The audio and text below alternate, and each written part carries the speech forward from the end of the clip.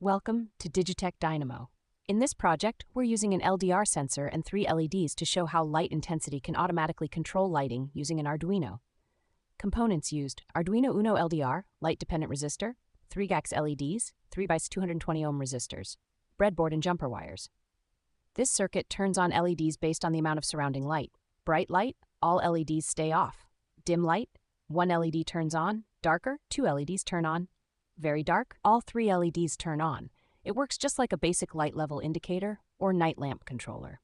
The LDR sensor detects light intensity and sends an analog signal to the Arduino.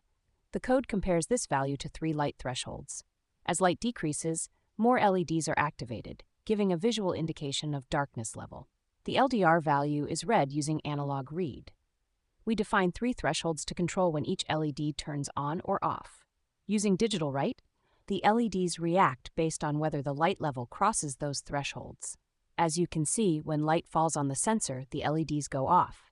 When the environment gets darker, the LEDs turn on one by one, depending on the light intensity.